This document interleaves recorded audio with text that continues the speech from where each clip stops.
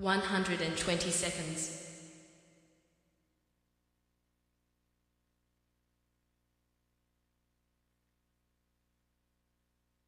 110 seconds.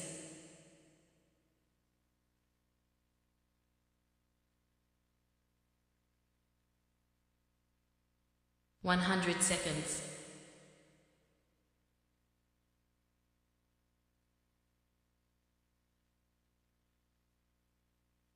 90 seconds.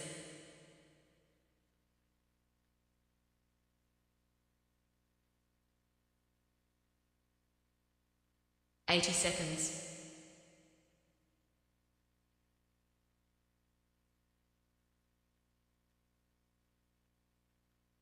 70 seconds.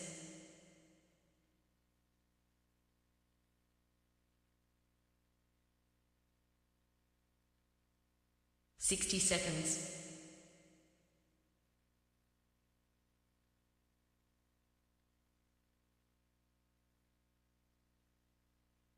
50 seconds.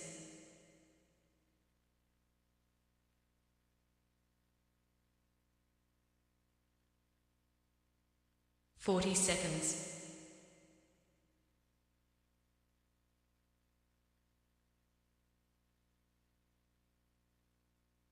30 seconds.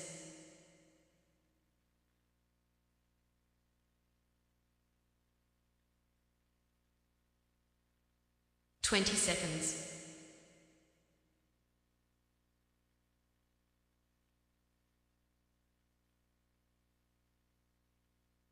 10 seconds.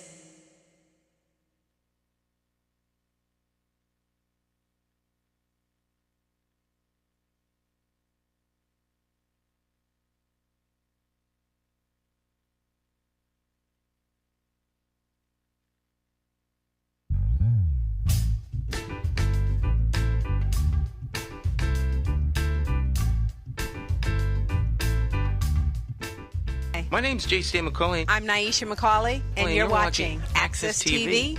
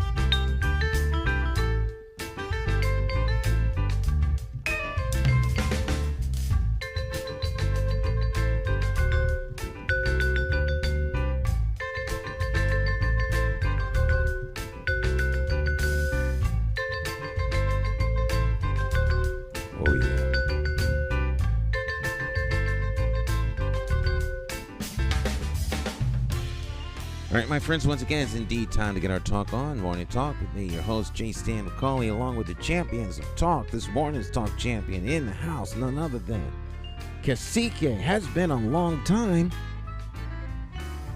since I had an opportunity to kick it with him. What's up there, my friend? Morning, and to all our viewers and listeners. Yeah, it's been a couple weeks, Dan, and be honest with you, I missed it, man.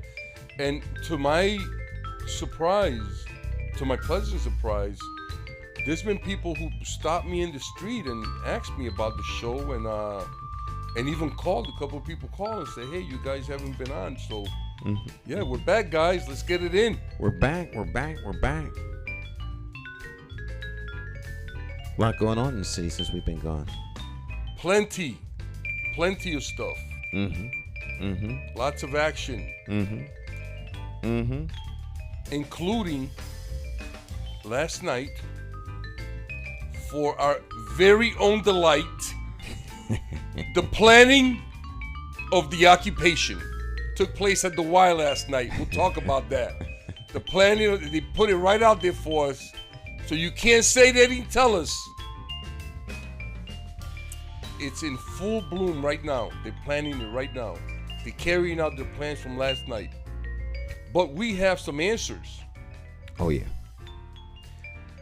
Oh, yeah. Oh, yeah. Oh, yeah. We're going to have a lot of fun this morning. Oh, my gosh. Jeez whiz. Yeah. We're going to have a lot of fun this morning. We have special guests joining us, the one and only man about town with a plan, master plan. Making news. I opened up my paper yesterday. Well, I don't open the paper because I get it online. Oh, okay. And so I open up the the current app. Top front page, above the fold, under the banner. It don't get no better than that. That's the top. That's the top. The only thing the higher, summit. The only thing higher than that is when they put a special bulletin above the banner. I never saw that before. Or an insert. They have the insert where they give you the insert, which really like it's over now. Yeah. Yeah. But yet, this morning we have the pleasure and the honor of having one of our great leaders in our community who's always held it down and has been a force against white supremacy and racism, and a brother that when you say his name, he stands for justice. Brother Cornell, the minister, Cornell Lewis. Welcome, brother. Thank you. I'd like to thank you and Stan for having me here today. I got up early to be here because I appreciate the opportunity to speak, and I have great respect for both of you. Thank you, brother. Thank you. So, Cornell, tell us a little bit about some of the stuff that you've been hearing from residents in the North End. In terms of, the crime and some of the things that are being proposed about it. Well, the people in the North End are somewhat disturbed about the crime, the shootings, and the killings. Absolutely. And they are looking for solutions.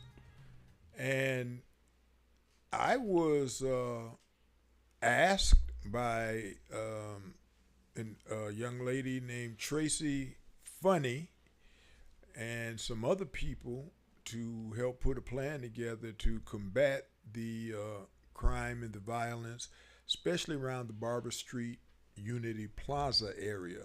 Okay. And we did that, but to answer your question, people are frustrated. They don't see the police doing enough, and they don't see the city government doing enough.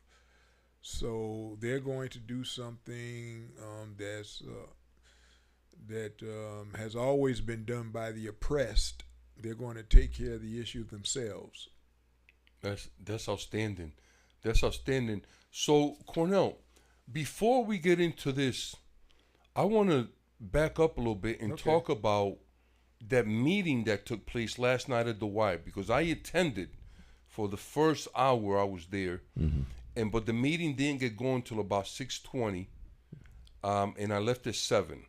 But while I was there, I want to tell the audience what I seen, and I would like for you to to share your viewpoints on this. But what I seen last night, and I mean this, I wasn't kidding when I said they were planning the occupation, because what happens during times like this, they always think that more police is better. But I'm not anti-police. First of all, I think the police have a place, but I think that we have tried this over and over again, and never with any success that we can call sustainable. So what I seen last night were all the agencies, the FBI, the state police, the local police, the U.S. attorney, and the state's attorney. And now, from recent articles in the newspaper and, watching the news and stuff, these are all agencies that are under fire for having a campaign of hate against our community. And then they think they can come and tell us about hate. You know what I'm saying? So we need to open that up a little bit. We're opening it up for our audience, for our viewers and our listeners to call in and or write some comments and let us know how you feel about this. So what do you think, Brother Cornell? Now, I didn't attend this event in Hartford at the YMCA on Albany Avenue. Yes, sir. It had to do with ending hate and violence in Hartford. Okay. Yes. So all of these agencies came together to address that. Yes. Okay. Well, I think, like you said, the police do have a place, for certain kinds of actions within the community. But from a historical perspective, these agencies that you talk about have always been diametrically opposed in some way to people of color and the oppressed. And it has been proven by the Department of Justice and other agencies that white supremacists and domestic terrorists have infiltrated a lot of the agencies like the ATF, the FBI, and the police departments. So I have a I have a hesitancy sometimes about embracing plans from these types of organizations. But I wasn't there, but I know every time something happens in terms of violence or killing, they want to bring more agencies into the mix and flood the community with that, with those resources. But the communities explain to me that they have their own plan. And they asked me to help them put together a plan to address the crime and the violence on Barber Street. I think that the oppressed need to do things for themselves. That's what I believe. They've always done it. And whenever people arm themselves in some way against despots or tyrants or people who are oppressors, they make change. The police and these other agencies can only do so much. Yes. But the community can do things other than what these official agencies can do, and they know the landscape better than these agencies. Correct. So Correct. That's kind of like what I think about that. And when the people on Barber Street asked the Self-Defense Brigade to put something together, I said, well, listen, if you get the people and you organize it, we'll support you. And within an hour and a half, they put a plan together to do some things in the North End and around Unity Plaza to take care of the elements that are causing people so much pain and grief. So that's how I would answer that initially. That's an outstanding answer. My point in presenting it like that is that these are agencies that have had a campaign of terror against our communities, and then they hide and protect themselves. So I'm asking, what makes these agencies think that they're in any position to talk to the community about hate? The state police got over 200 officers implicated, including command staff, implicated in some scandal. Mm-hmm. The state attorney here, an African-American woman, is under fire by her white colleagues. Okay? And we know about Hartford, And so the legacy that Luke Bronin is leaving is this mess by not addressing the issue of Jason Thody earlier. People in Hartford don't believe we have strong leadership. That's why things are out of control. Mm-hmm. So, Brother Cornell, can you speak about that a little bit? The people up at Unity Plaza and around the Barber Street area and in the North End expressed to me some of what you just said. They do not believe that there's strong leadership in the police department or at City Hall. And they believe that is why this situation has gotten out of control. If you read the Hartford Courant yesterday, the comments in there from people of color living in Hartford stated they don't have a belief in the police or the administration of Luke Bronin, the mayor. I didn't say it. The community is saying that. The people have spoken, Cornell. Yeah. And so they feel like something else has to be done. And I agree with them. And so they want to institute legal armed self-defense patrols. And we're going to help them establish that, because for the last 3.5 years, I have put together a coalition of gun groups, the John Brown Gun Club, the Huey P. Newton Gun Club, and other activists. And what we've done is we've disciplined ourselves, and we have accompanied protesters on marches and stood between them and white supremacists and domestic terrorists. We've never had a problem. We've never had to draw our guns out. We've never had to do anything except let the elements know that if you do something, we're going to defend ourselves. People have seen that, and they recognize that something has been implemented by the community that works. Yes. And they want us to help them implement something like that in Hartford. Now, it may have to be modified, because when we go out and we're helping people during social protest marches, it's a different dynamic. But what's happening in Hartford is no different actually than what's happening when we go out on these marches. We have an enemy that is diametrically opposed to people of color that have been outside the community that don't look like us, and we recognize them. But what they do is consistent with the historical analysis of oppression. They go in the community, they make it weaker and worse than what it was. Now, that's the enemy without. The enemy within look like us. They share cultural history. The skin color may be the same, but what they're doing is no different than what the people on the outside do. Yes. So we need to address that also. Internalized racism, brother. Yeah, we need to address that also, and that's what the people ask us to do, because they have made a decision that what they're seeing us do outside in the suburbs and other places resonates and can be applied to Hartford. So we're going to try to help them work that out.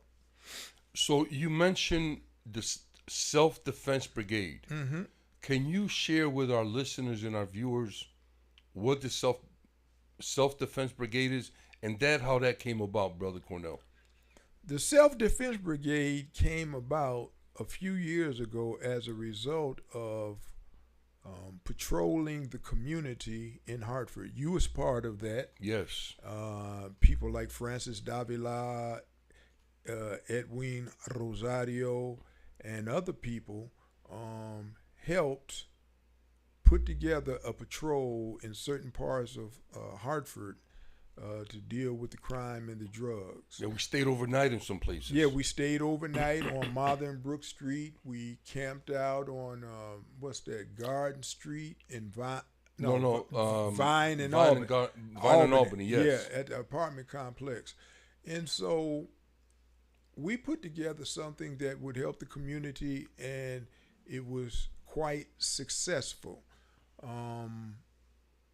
And from that, we started to see that self-help was important and that we could duplicate this in other places. And so fast forward a few years, the Self-Defense Brigade is now instituting patrols and other things, within the community and without, in the community to make it better. But we're using the same principle: discipline, leadership, and working as a single unit is what helps to mitigate some of these issues. That's outstanding. Cornell, so when do you all plan to, to start this? September the 2nd is when Tracy Funny and community members planned a rally in Hartford at Unity Plaza. Okay. Right after the rally, then they're going to have a spot picked out for us to patrol. And then we're going to get together with the community and figure out what spots they want us to patrol and when. If we do it in the daytime, that's one dynamic. If we do it at night, like you and I used to do, yes, and the other brothers, yes, or Martha and Brooks, then we got to have light and we got to have more people. Yes. Because it's a different situation. And it's very dangerous. It's very dangerous. And so the patrols, to answer your question, will take place right after the rally, and we'll see how it works. And let me just say this. For some time, people would not accept the concept of self-defense. They looked upon it as something that was not viable. But slowly but surely, we went out into the suburbs and other places, and people went with us on those marches and rallies, and they looked and they saw what we were doing. Now they have bought into it, and it is part of these marches and things, and patrols are part of the fabric of the activist community. We've had 2 legal armed marches in Hartford in the last 2 years down Albany Avenue. Legal gun owners, open carry, and people have accepted it. So now people have made that leap ideologically and theoretically and they're saying, you know what? This is something that might work. Let us embrace it. And that's what is meeting so much resistance in the community from the politicians, the power brokers, and the law enforcement because they want to keep control over the people and keep them, as my English teacher would say, in a somnolent state, a state of sleep. But now the people have started to awaken. Yes. And they're looking at what we're doing and they're saying, wait a minute, you tell us that this is not cool, but we see the results over here. Yes. So let us embrace it. And when they came to us and asked us, and you know me, I don't go anywhere unless I'm invited. Mm-hmm. When they asked us to come, that was a very defining and historical moment. The people woke up and they said, this is what we want to do, because all of that other stuff, the prayers, the marching, the vigils, the lighting the candles, that's not working. We need something that works. And let me just say this. As people of color, we are often called upon to ask other people for help. The police department, the Department of Justice. On Sunday, people even go to church and they look up in the sky and ask God to help us. For 500 years, and I've been trained as a theologian, for 500 years, black and brown people have been praying, looking for a deliverer. And the God of Abraham, Isaac, and Jacob has always been depicted in the scriptures as answering the prayers of the oppressed. Well, we've been praying and we've been asking for help, and I'm looking up in the sky. I don't see nobody. You may either have to find somebody else to pray to, or, well, I don't know. I don't know what to tell you, man. Well, I'm going to tell you plainly. If you're in a relationship and it ain't working, then you go elsewhere. Yes. Yes. And if the God that you're praying to has not delivered you from the mouth of the lion, like Daniel, you need to throw him in we need to go somewhere else and embrace another God. And that's a whole nother discussion. Yes. So, Cornell, this whole thing about patrolling the community and things like that, that sounds like there's a large amount of risk. And I think that for me, I don't want y'all to come in like an occupying force either.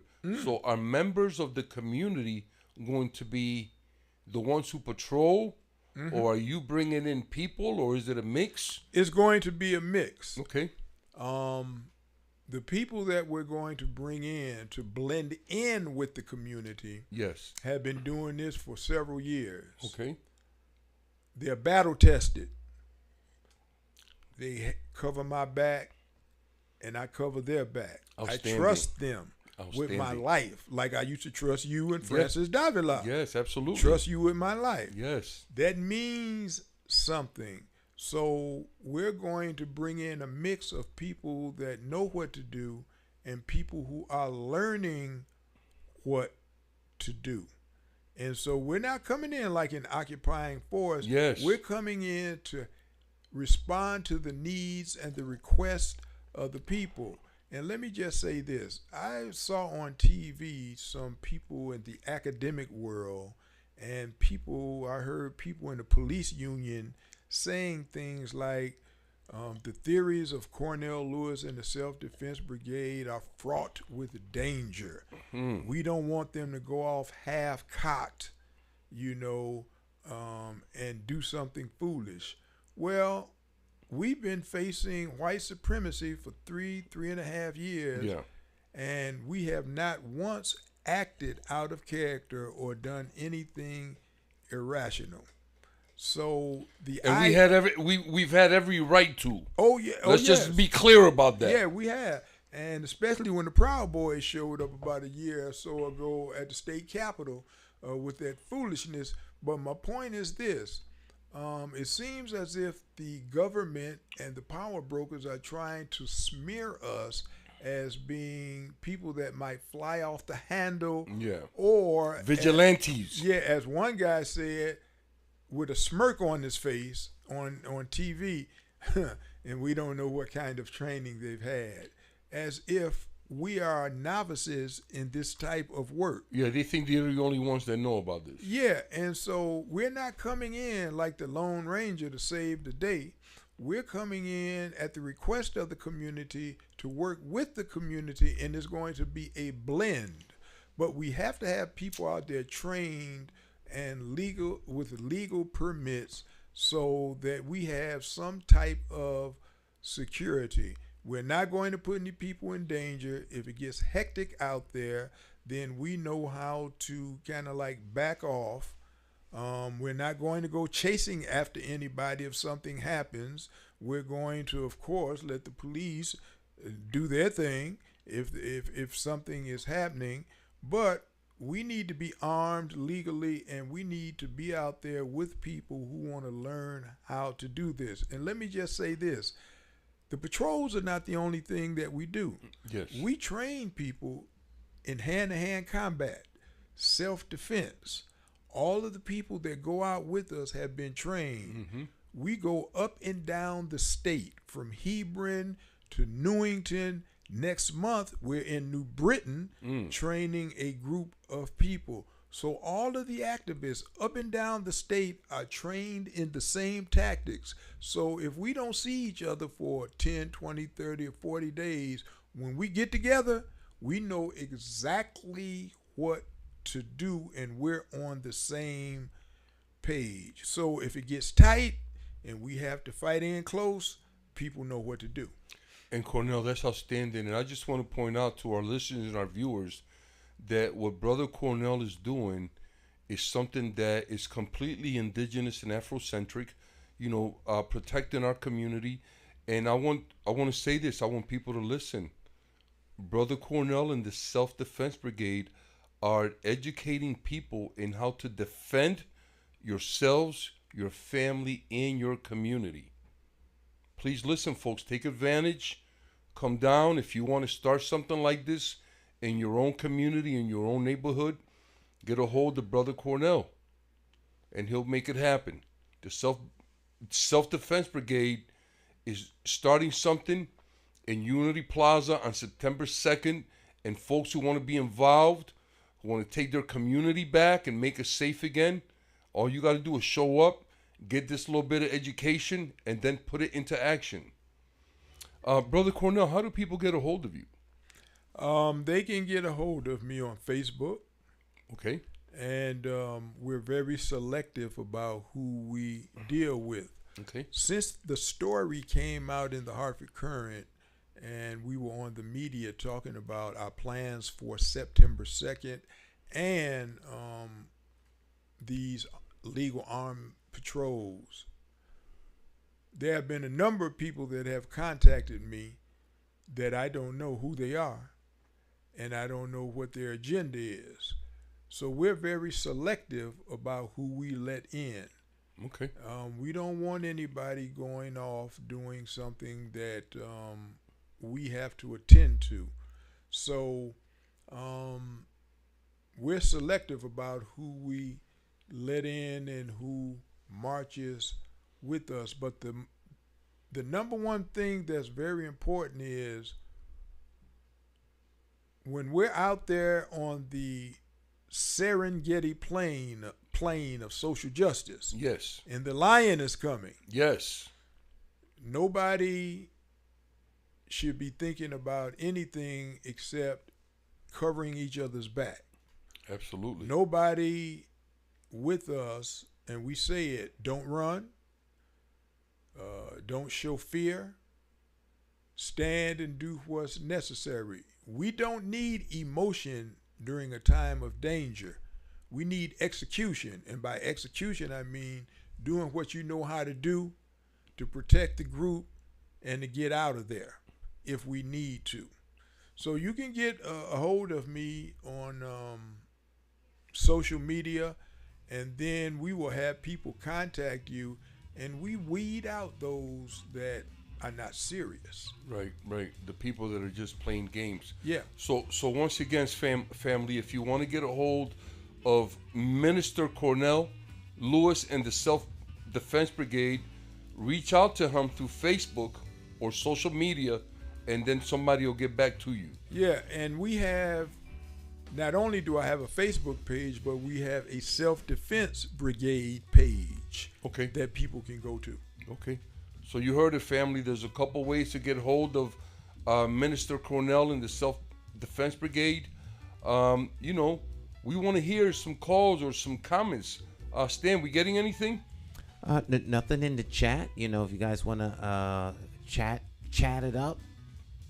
Yeah. Drop into the chat either on Facebook or YouTube or Twitch or Twitch. I never heard of that one. Oh yeah, Twitch, a big gaming platform, or LinkedIn or X, formerly known as Twitter. And so we'll take a short break.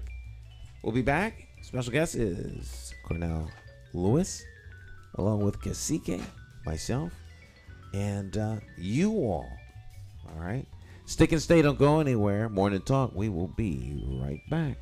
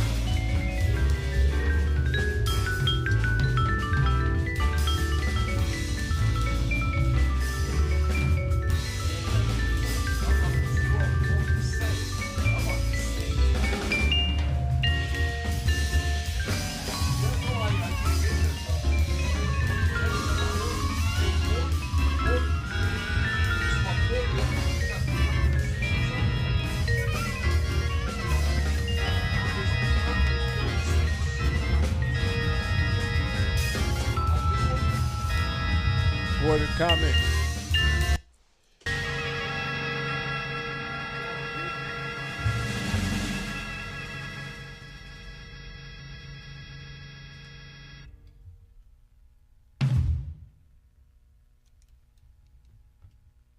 Yeah, it was great.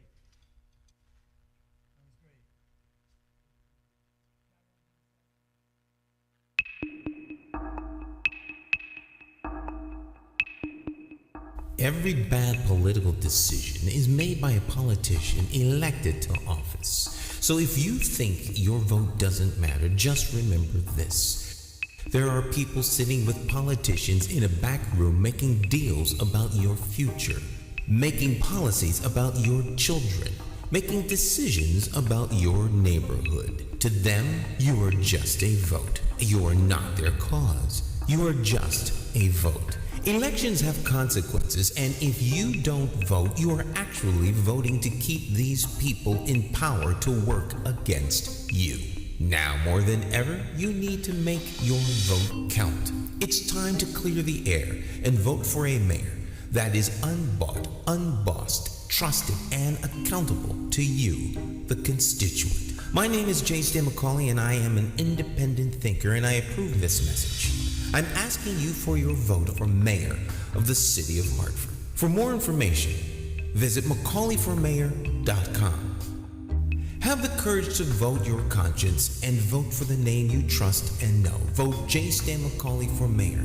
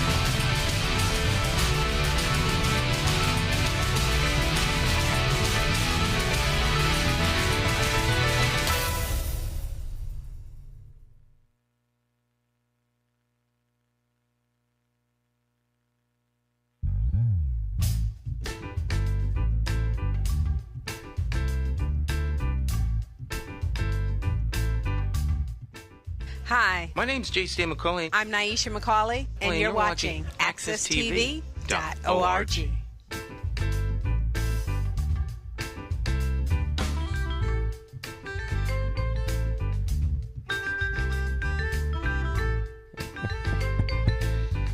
All right.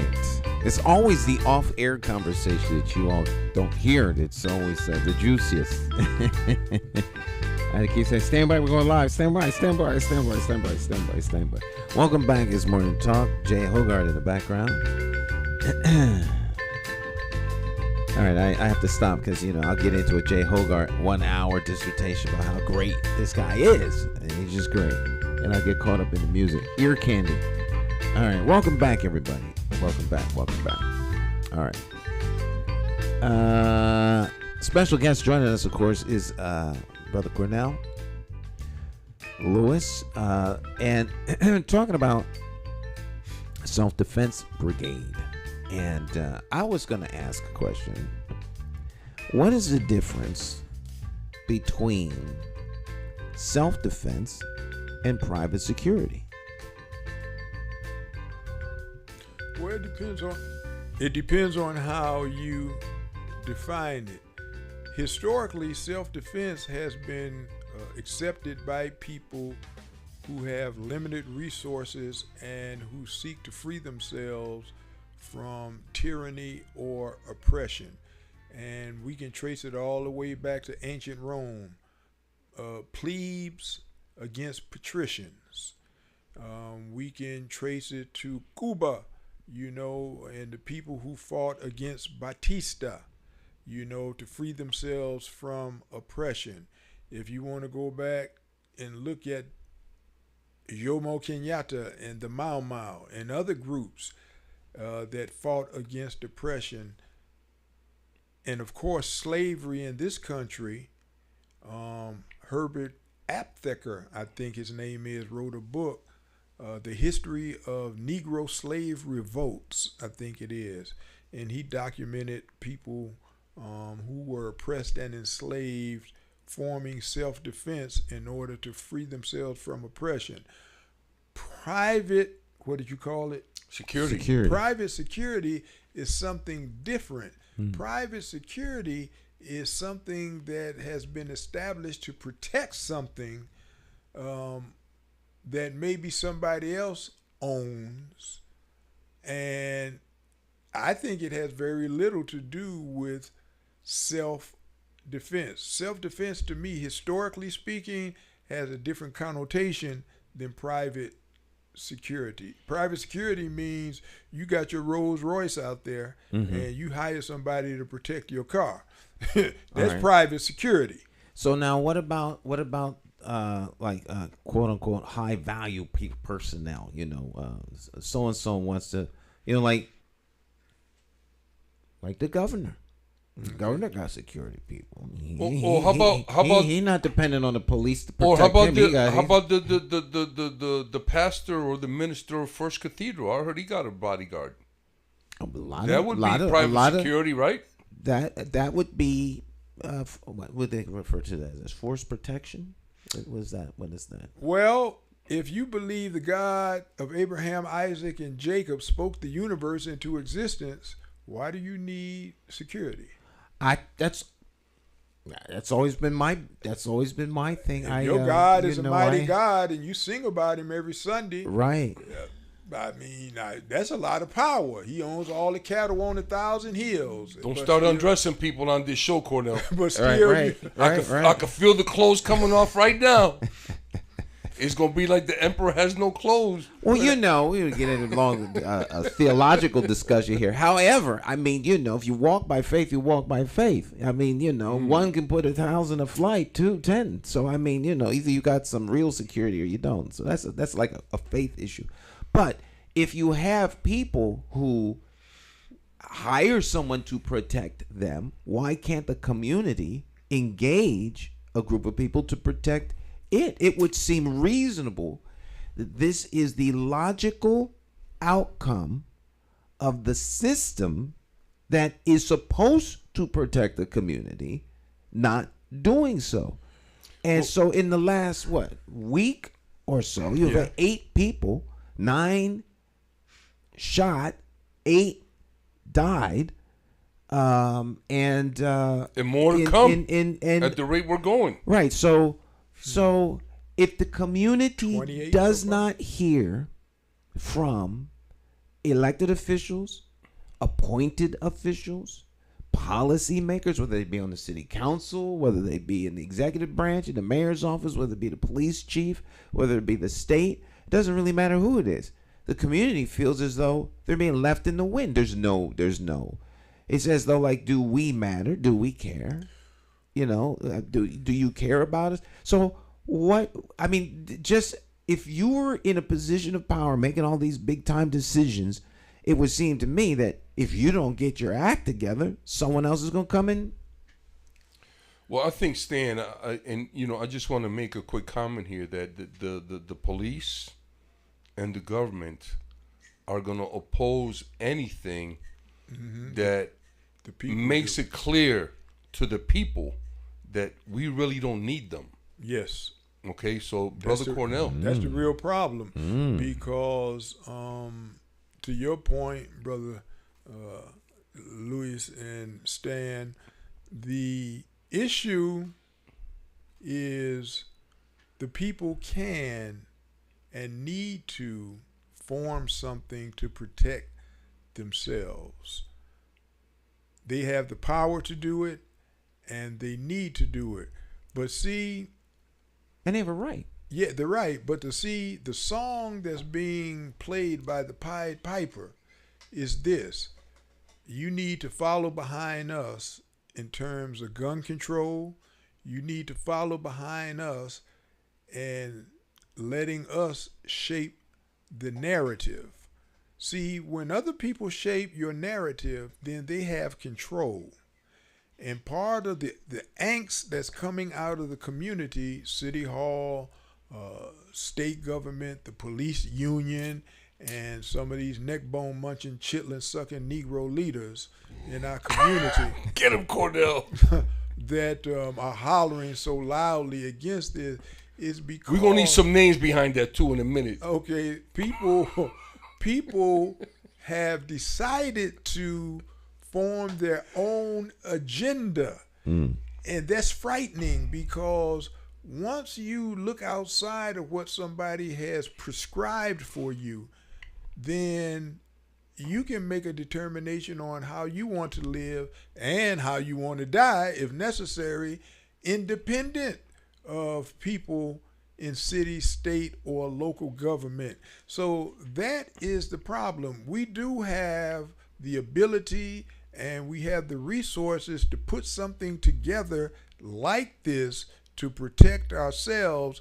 But see, it goes outside of the narrative that the power structure has laid down. Anybody who doesn't dance to their tune about gun control and other things, they say is persona non grata, you know? And that is why you have so many people hollering and screaming, because once the scales have been lifted from your eyes, or been lifted from your thinking theoretically and ideologically, and you see a different light, then that light can lead you somewhere. It can lead you away from the people that have kept you in a state of, what did Lenin say, that religion and other things are the opium of the people?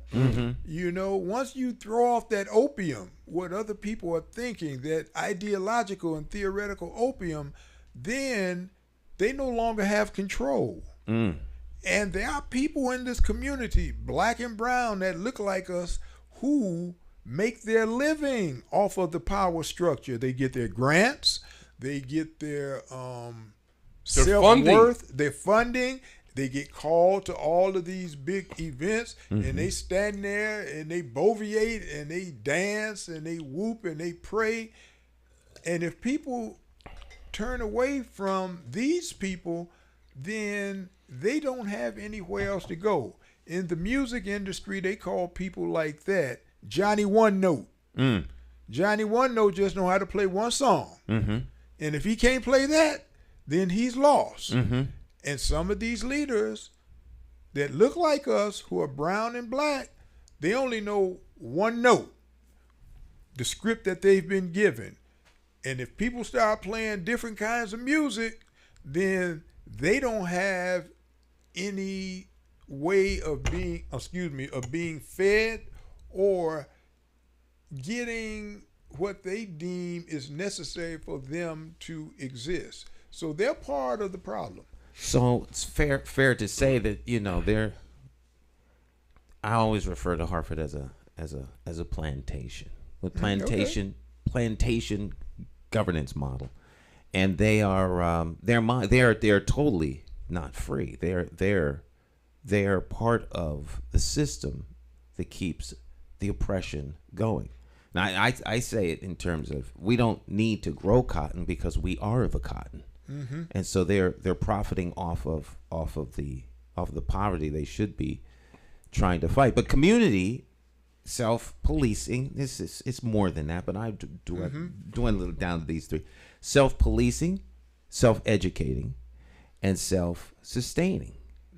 So you know, there's a whole educational piece around self-defense historically, and people don't understand that. And see, when we were first brought to this country, people of color, we had one God, and that God was self-defense. From the time they brought us to New Amsterdam, that later became New York, to different places throughout the country, Nat Turner and his slave rebellion, Denmark Vesey, yeah. and his rebellion that never took place because it was betrayed. The betrayal. Yeah, and other places, including the one in New Orleans that almost prevented Napoleon from selling Louisiana to America. Mm-hmm. There was a slave revolt in New Orleans that was almost successful. Almost, but they made a calculated mistake. They killed everybody on the plantation, and when the boss man came in, they wounded him, and he ran in the swamps. They didn't send nobody to finish him off. Mm-hmm. And he made it out and warned everybody else. But they would have taken these slaves to New Orleans and probably delayed the purchase, if it would have ever happened, of Louisiana to the United States. So self-defense is something that has a historical base. Our first God was self-defense. Later, as we became incorporated into America, we accepted a worldview of another God that taught us different things. But for the first 350 years or so, self-defense was our God. Now, people might have prayed and did other things, but the history of oppression in this country shows that we had a God. We've gotten away from the God of self-defense and accepted other gods based on what other people want us to do to help them keep their hegemony. And they throw the people that help them, that look like us, crumbs and say, you need to be grateful for that. So, brother, I just wonderful comments, Cornell. But I just want to add that self-defense is an individual or community is written right in the Constitution of this country, right? They're called militias.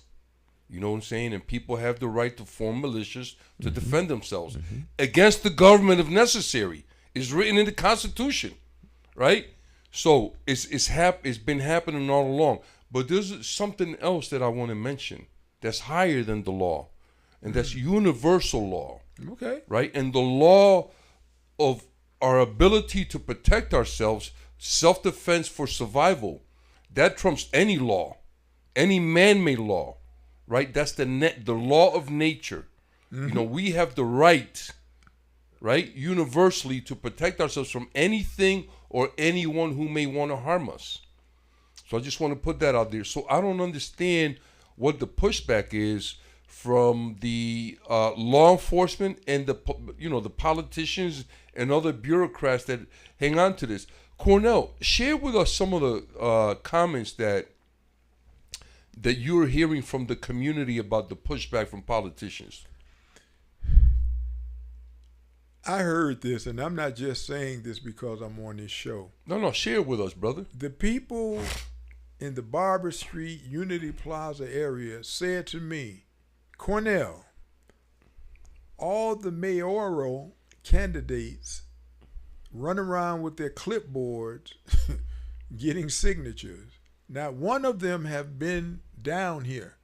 You know who they said was the only person that came down and showed any interest? Who's is that? Stan McCauley. That's why he's going to be the mayor. They said, Cornell, Stan McCauley is the only person that has come down here, and they have not seen any of the other mayoral candidates. Now, some of the pushback comes from the fact that I'm not open to discussion about this around foolishness. See, the problem has always been that the people in power want to talk about stuff ad nauseum and ad infinitum. And I won't do that. You know, I'll state what the agenda is. I'll say what we're going to do. And then I'm just going to do it whether you like it or not. So some of the pushback comes from the fact that I won't sit around and let people try to get cute linguistically and twist what I'm trying to say. Case in point. Mental wrestling. Yeah. Case in point. Somebody from the city council wanted to contact me and talk to me, and called a friend of mine and said, "Can I have Cornell's number?" And the person said no. And they said, "Why?" He said, "Because he's not going to entertain endless discussion, blah, blah, blah, blah, blah. He's trying to help the people." So some of the pushback comes from the fact that I'm not going to engage in those linguistic games that people want to play. Number two, I am a self-actualized person. Speak on it, brother. And I am what my English teacher would call a sentient human being. The philosopher Descartes said, "I think, therefore I am." Right. And so I'm not going to, as Shakespeare would say, suffer fools gladly. You know, I'm going to do what is necessary for the people and for myself, which is put forth an agenda. So a lot of the pushback comes from that. And the other piece of that is pushback comes from the fact that you have people who want to be seen as leaders. But if you help the people and it's sincere, you don't have to elevate yourself. The people will do it. Yes. They will elevate you. I agree. And your name will always be on their lips. And so we have some people who want to be seen as leaders, but they're not equipped to be leaders. Because in a war, some people lead and some people follow. And somebody has to give directions and orders, but everybody wants to be in the limelight. So that's why I'm getting some of the pushback. And lastly, I think the real reason, or the main reason I'm getting a lot of pushback is, I'll be quite honest, a lot of the people I encounter in the community who say they're leaders, I just don't respect them. I'm not going to say it, but when I look at them, I don't respect them because what they have allowed to be done to our people is criminal. So let's get down to the cases then. Let's name some of these people who are collaborators, supporters of white supremacy and racism. Can we name some of them? The one that comes to mind that people keep talking about, or not the only one, but there are people on the city council that I don't want to butcher their names. But the one we'll help you out. Okay. You say it. If we know who it is, we'll say it. I'll say it. I don't care. Okay. One of the people that in the organization that people keep talking about and is the NAACP of Hartford and Corey Beckett of the state of Connecticut. Is that his name? Was Corey Betts. Oh, Corey Betts. Yeah. Okay, he's the president. And Scott X. Esdale. Oh, yes, Scott from New Haven. Yeah. Now, there have been activists as recently as 2 days ago that have said that the NAACP and these two leaders are not helping the people. As a matter of fact, Tracy Funny put together a plan with community members about this September 2nd rally,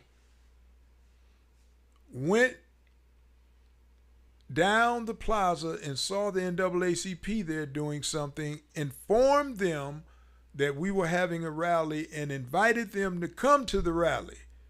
Within 48 hours, the Hartford NAACP, with the blessing of the state NAACP, put together an event in the parking lot of Unity Plaza based on the idea and the concepts of Tracy Funny and the members of the community.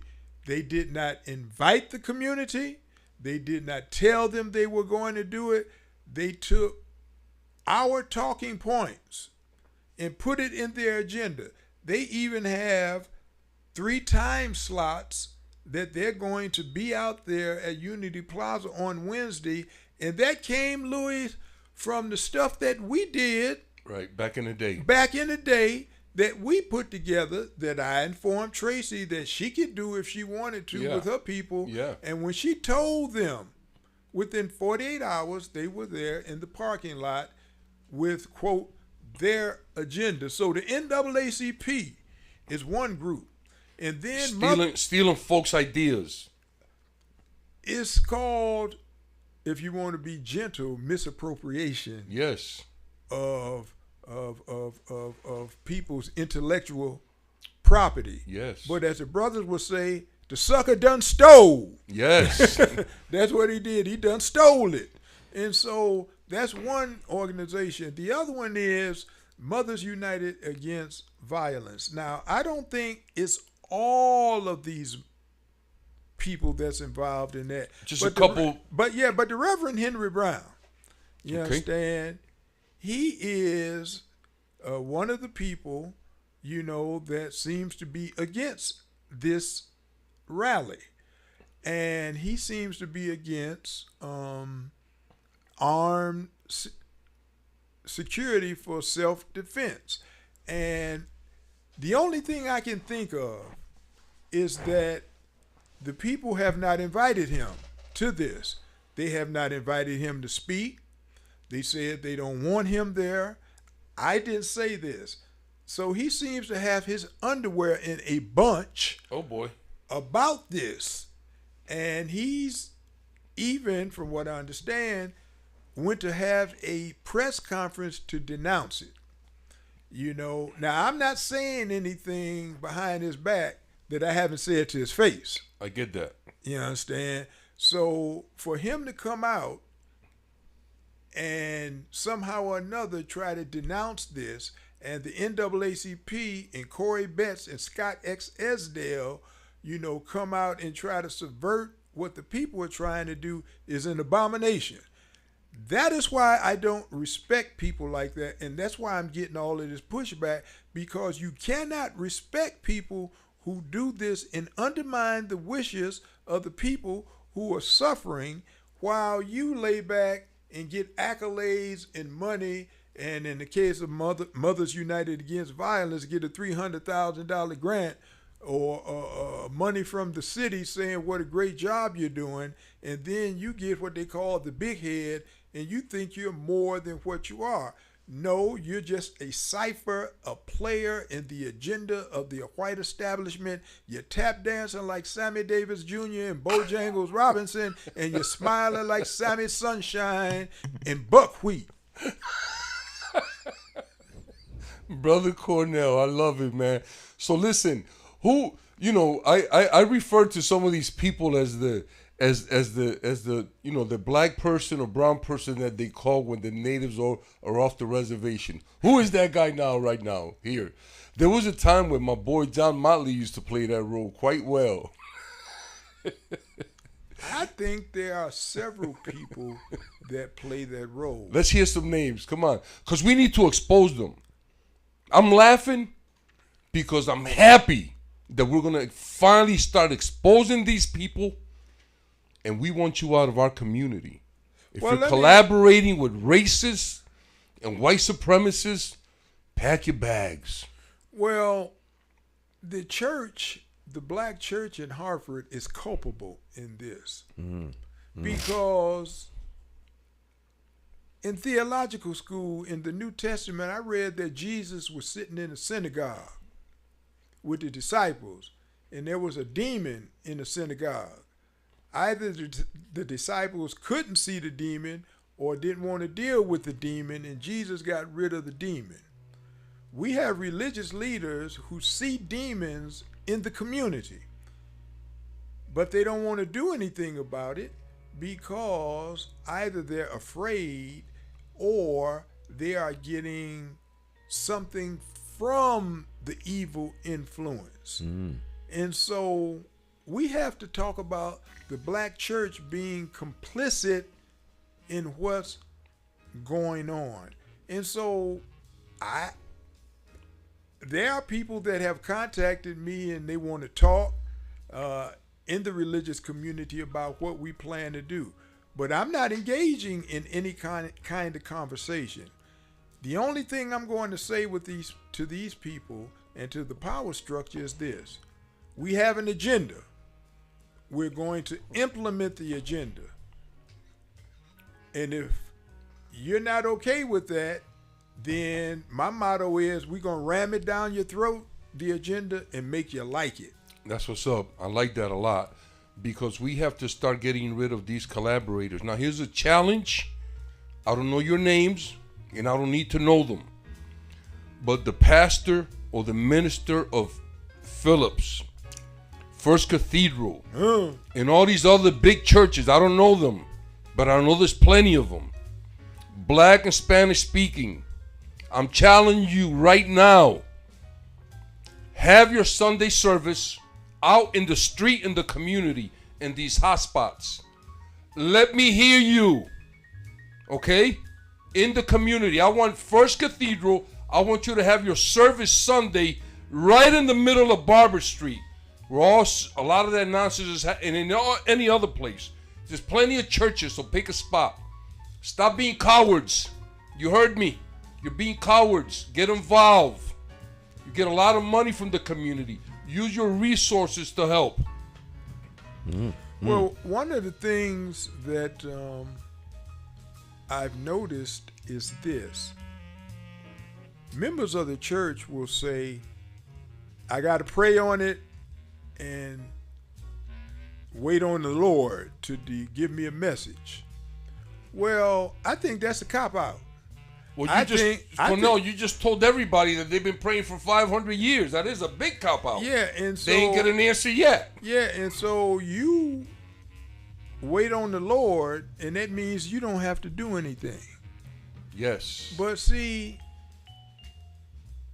if you read the scriptures correctly, then you see that Jesus was not only about talking, Jesus was about action. He was a man of action. He went out into the community and said, come unto me, all ye that labor and are heavy laden, and I will give you rest. And then he went up on the Sermon on the Mount, and he saw all the people. And Jesus did something to help the people. But now we have people suffering, as Shakespeare would say, suffering untold agonies in the community from violence, from oppression, and the churches sit back in their perfumed mausoleums, as Nietzsche would say, and Thus Spake Zarathustra, his classic philosophical work, and they are talking about the things of God while the people that they're supposed to be shepherding are suffering. That's criminal. Yes. And if there is a God, on the day that you take your domesticated, placated, miseducated butt up to the pearly gates, you might not get in. Because God might say, they were hungry, did you feed them? They needed a watchman on the tower to let them know when the enemy was coming. Did you do that? No, you were supping with the power elite, getting your crumbs, letting the people suffer. The wolf was in the pen with the sheep or the goats, and you did nothing. But there are people who actually have allowed this kind of stuff to happen because they are afraid. See, anytime you step out against power or against tyranny, you have to be ready for whatever happens. There's a price to be paid. Nobody historically has stepped out against evil or tyranny and not paid a price. Job, your life, your name, your education, whatever. All of that can be taken. But if you're dedicated and you're sincere, then you will go out there and they say, like the Bible wrote, like it says in the Bible, though he slay me, yet will I trust in him. You don't want to do that. You want to do things that allow you to advocate from where it's safe, where you don't get dirty. You don't want to go down in the well, in the mud, like Jeremiah when they lowered him down there, because he stood in the temple and denounced the leaders. You see? No, you don't want to do that. So people don't want to pay that price. But historically, men and women who have gone out and other people against tyranny or oppression, they've always had to pay a price. But the end game is that the people are freed and you get rid of the tyranny. But see, these religious leaders don't want to do that. They want to have their cake and ice cream and eat it too. Meanwhile, back at the ranch, the people are suffering. And when they contact people like the Self-Defense Brigade, the John Brown Gun Club, and the Huey P. Newton Gun Club and say, help us, and we say, okay, then the religious leaders want to get angry about it and call me. Can we come together in prayer and supplication and have a cup of coffee? Hell no. Well, listen, respectfully to everybody, first of all, you and I can attest personally to that, because we have both been vilified and, yes, by the system, right? But here, I don't want to offend anybody, but to me, right now, at this very moment, it's still like a wonder to me how any black or brown person can talk about any European religion belief and be okay with it. They forgot about syncretism and all the things that happened and how that was the stuff that's happening today. Look at what happened to the, I said to Stan one time, if you're in any kind of religion that uses the Bible, you're under the umbrella of the Catholic Church. You may not like it. You may not agree with it, but if you go back historically, where did your religion come from? So a lot of that is, we really have to delve into that to really figure out, what is our next move in terms of how do we move spiritually, not religiously. How do we move spiritually to our next level, of evolvement, because right now is rough, man. We've been lied to about everything. We make decisions based on misinformation and untruths, and then we want to be okay with that. You know what I'm saying? So that's a lot of stuff, man, that has to be unpacked.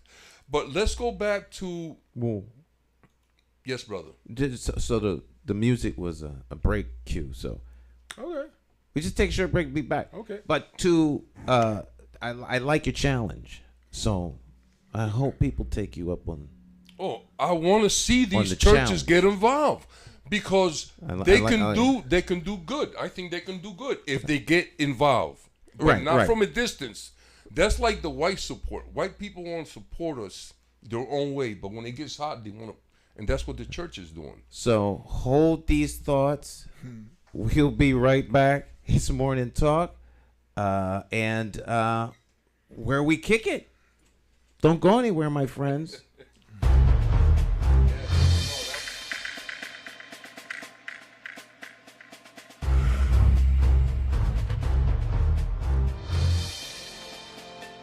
Harvard is run by the Democrat Party. It's a single-party town. And it would make no difference if it was a two-party town or if it was run by Republicans. All right? Anytime an organization runs a thing, the organization that manages or runs it wants to remain in power. When a political party runs the responsibility of governing your city, they're more concerned about remaining in power than they are concerned about providing needs for you, the constituent. It's your government, not the party's government. That's my only issue with the party. I'm a Democrat, all right? But I will never be embraced and accepted by the Democrat Party in theory, because I'm not towing the party line. You understand what I'm saying? So the party needs someone to run for mayor. The mayor is an instrument, and he is a component of the machine that is city government. But he's less accountable to you and more accountable to the party. And the party has an apparatus by which to hold him accountable. The town committee. All right? And then the chairman of the party for the local municipality, and then the chairman of the state, and then and on and on and on, and the president and all that other stuff. And so the state committees. All right? So they want to vet you. So you run for some local office first and see if you can be trusted, this, that, and the third. Can you be trusted to lie, cheat, steal, put out lies, take in cash? Can you be trusted to do that? If you can't, then we can bring you in. All right? But we always got to hold you at bay because the power is tight. The power is like an aphrodisiac. People like it. It's worse than cocaine, right? They want the power. And once they get a taste of the power, they want to hold on to the power because the power is literally to give projects up or down. That's it, right? But the power is not meant for that. The power is there to manage the system on behalf of you all, the residents, okay? But when you as a constituent are not satisfied because there's people being murdered and it doesn't seem like anyone's giving it any attention, and you feel that your investigative agencies like the police department should be looking into these things, you then become a thorn in the side of the people who are supposed to be doing stuff. All right? Or you have a community review, like a civilian review board. And the civilian review board flags particular incidents that happen by police officers. But those incidents might be a liability to the city. So the city is crushing those things from going any further because if they do so, in theory, they will expose themselves to a liability and they can be sued for millions of dollars. So they never sees the light of day. So you, the constituent, who's supposed to be in charge of all of this, are kept in the dark. There's no transparency because they don't want you to know what's going on with your government because it is a threat to their power. So if you want any of that to change, you need to elect somebody who you can hold accountable as opposed to the party installing someone who is beholden and accountable to them. This is not rocket science. Very simple. Very, very simple. Very simple.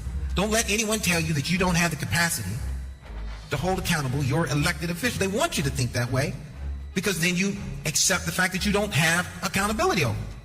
But you didn't put them there. The party put them there. Understand? The party put them in office, not you. You think your votes put them there, but it didn't.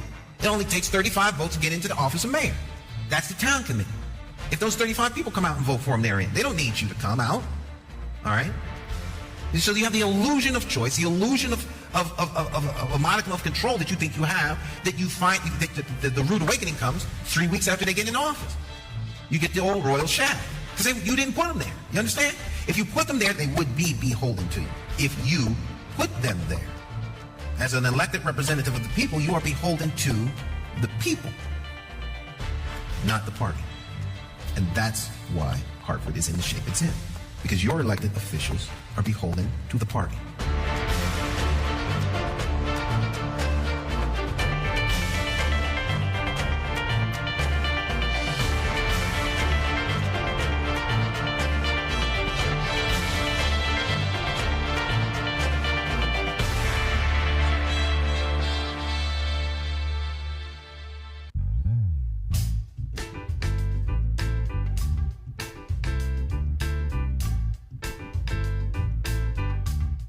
Hi. My name's J.C. McCauley. I'm Naisha McCauley, and you're watching AccessTV.org.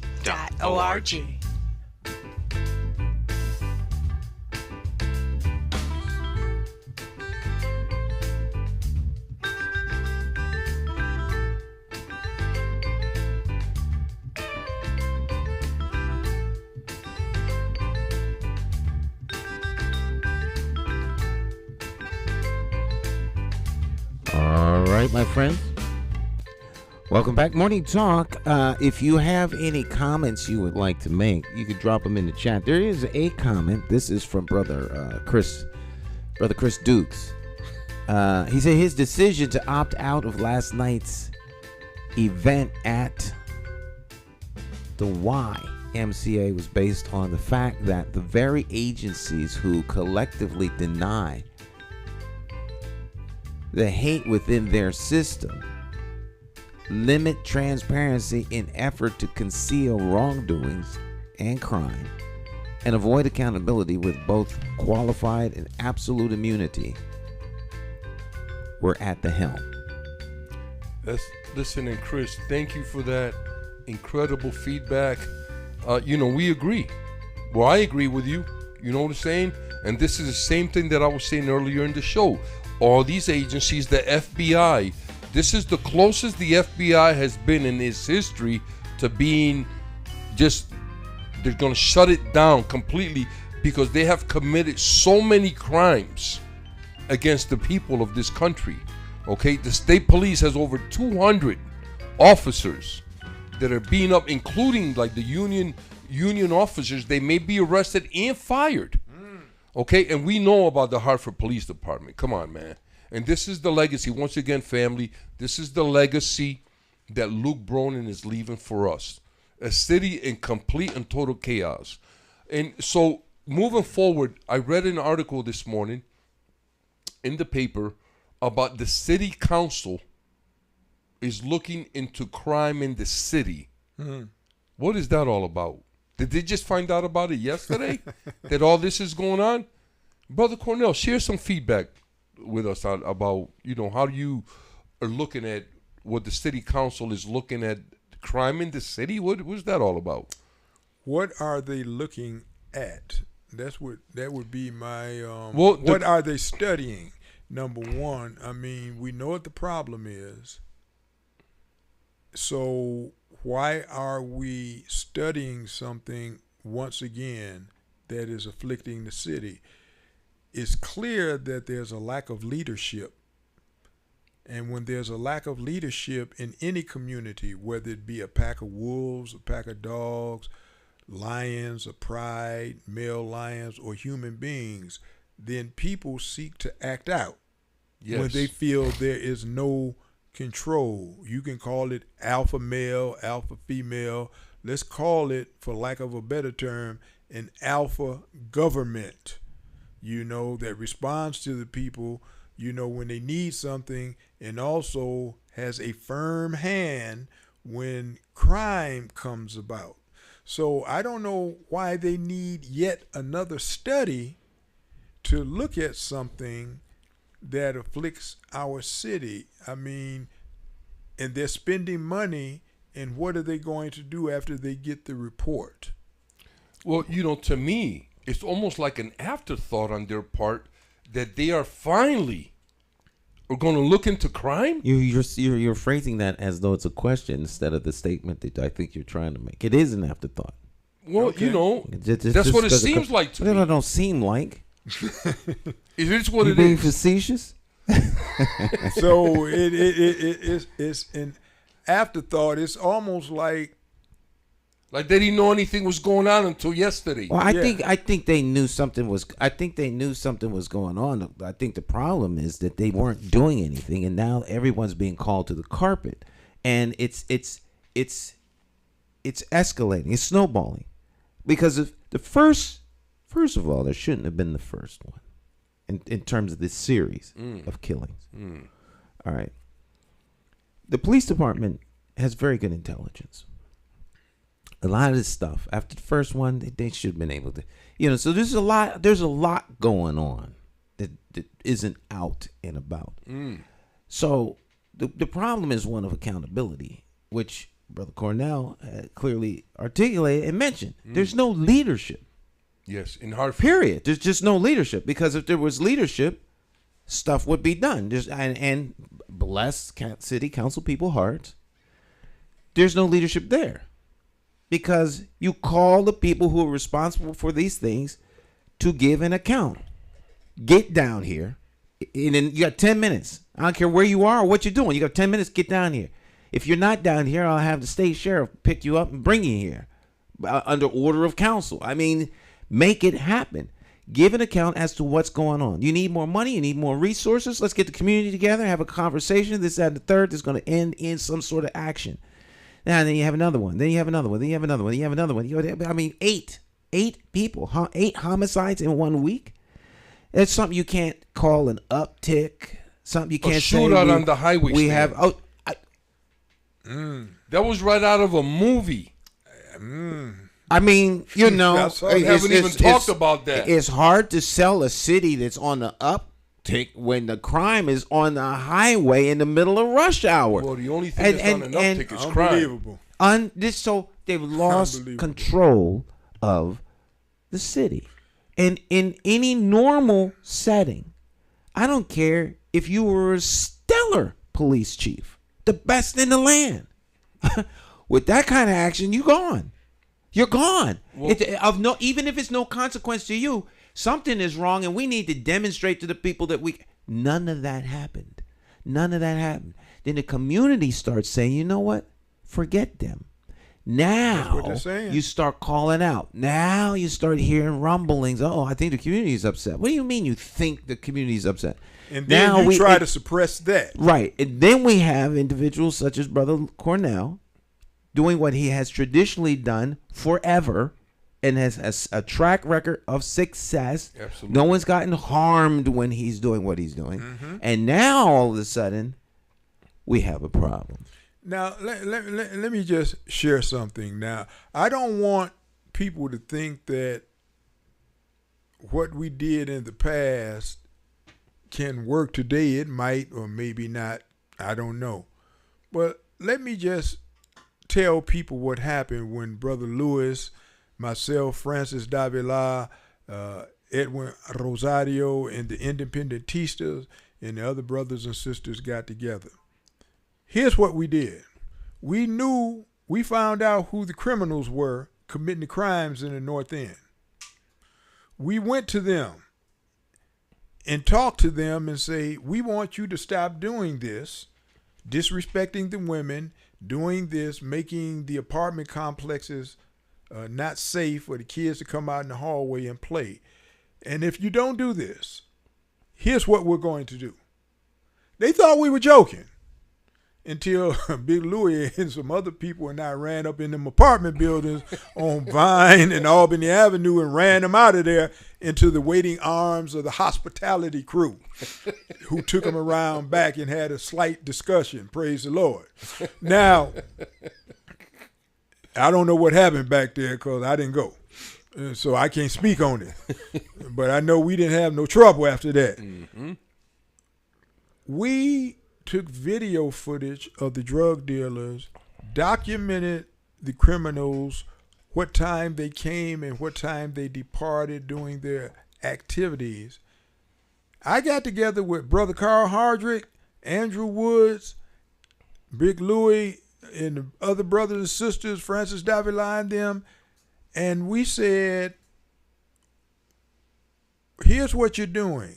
Here's the evidence. If it doesn't stop, then we're going to release this.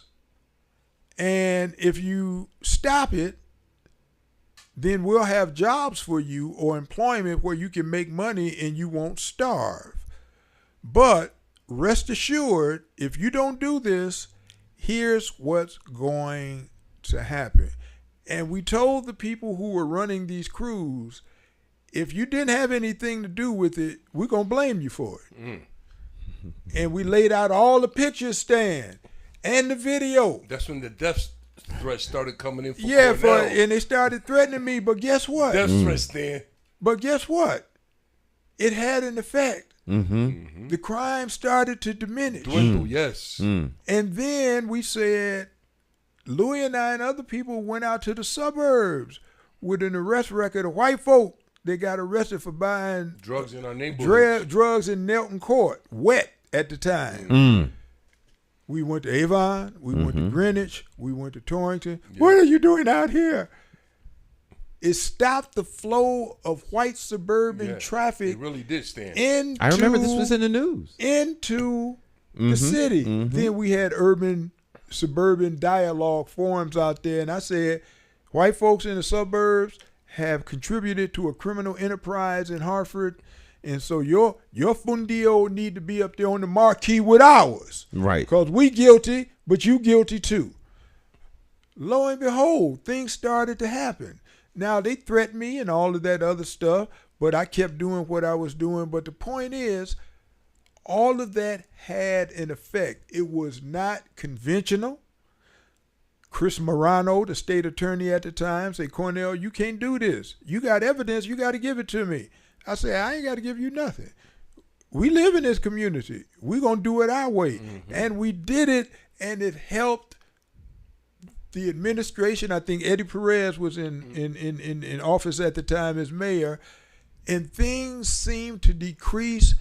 The drug dealers and the criminals, they had their marching orders, and we patrolled the community, and they looked at us, and they saw us day and night. And then we walked the kids to school of the very people that we were fighting. And they acknowledged the fact, we don't like you, But we didn't think you would walk our kids to school. Right. I say, we got a commitment. Mm-hmm. We don't like what you're doing, but we're going to take care of these kids. Right. It all changed the dynamic in Hartford. And see, that is what we did then. Will it be applicable now? I don't know. But the point is, we took bold, innovative steps outside of what is normally done, and it proved beneficial for 3 years. Crime was reduced. People were happy. We did things that other people couldn't do, and we didn't have to worry about this foolishness. But now people are afraid to go out and do something outside the box. So I'm not saying that what Louis and I and other people did in the 90s will have an effect today, but we had to do something.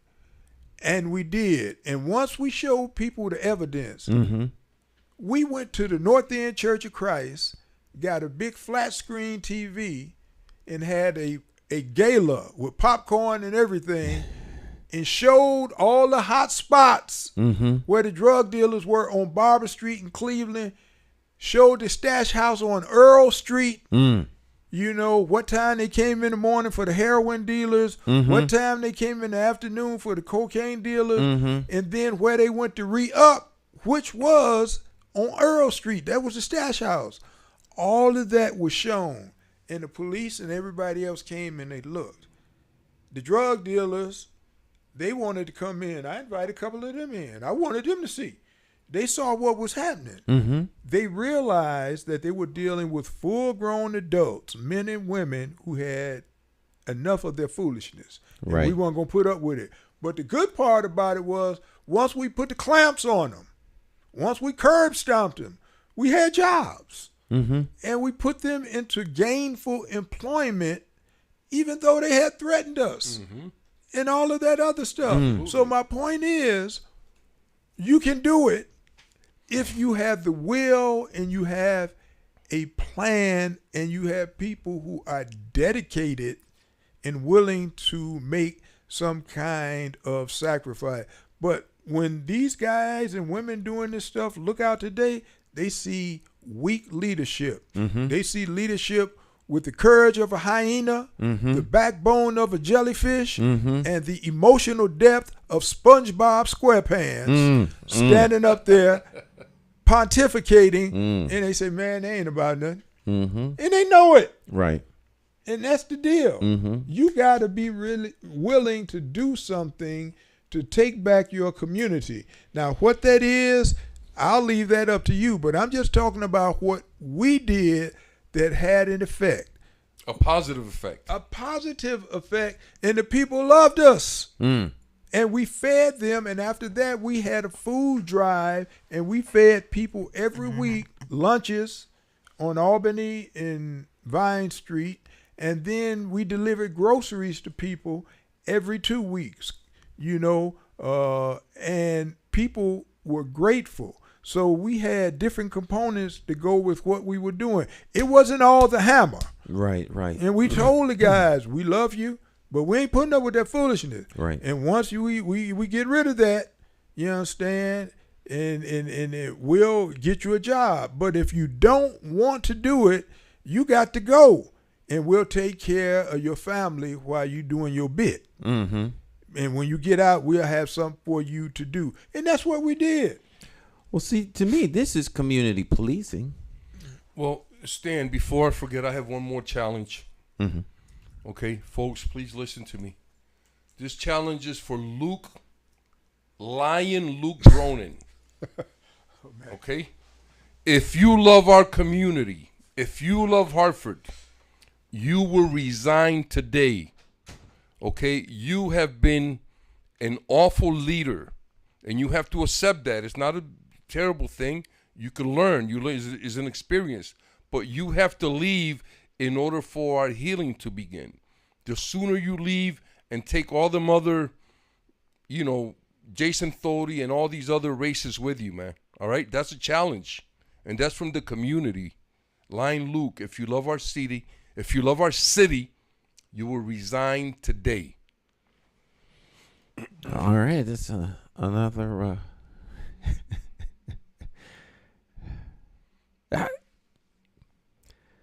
Stick and stay. We will be right back.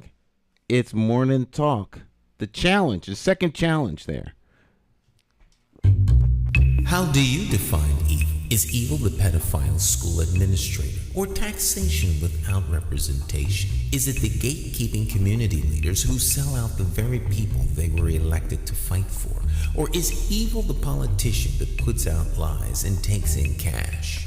However you may classify evil, having to choose the lesser of two evils still leaves you with evil.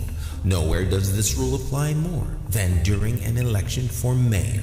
Choosing a candidate who is the lesser of two evils still leaves you with evil. No wonder so many people don't vote. It's time for the constituents to flip the script and vote for a mayor you can trust. My name is Jason McCauley. I am an independent thinker and I approve this message. I'm asking you for your vote for mayor for the city of Hartford.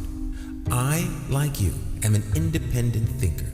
So let's sit down and talk about my path to victory and why my plan for Hartford will work. Stop listening to the uninformed evil interests that tell you I can't win. For more information, visit McCauleyformayor.com. Have the courage to vote your conscience. Vote for the name you trust and know. Vote McCauley for mayor.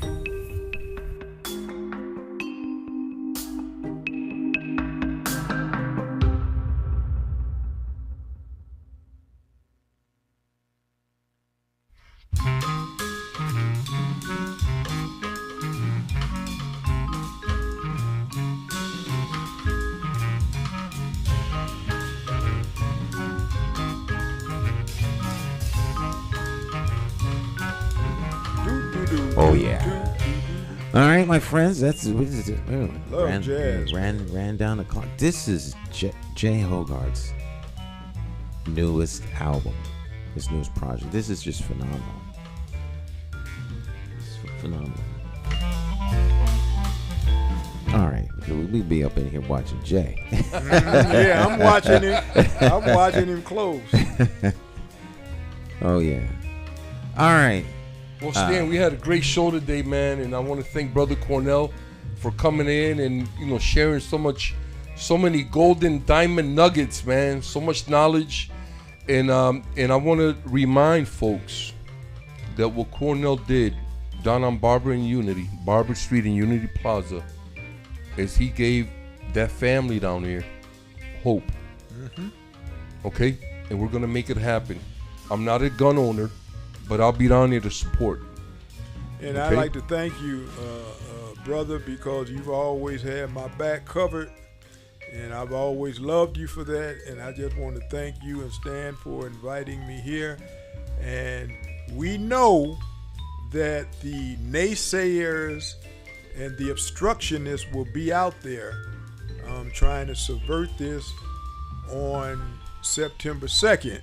But as one man wrote in a poem, once when we achieved and the new age dawned, the old men came out again and took our victory to remake in the likeness of the world that they once knew.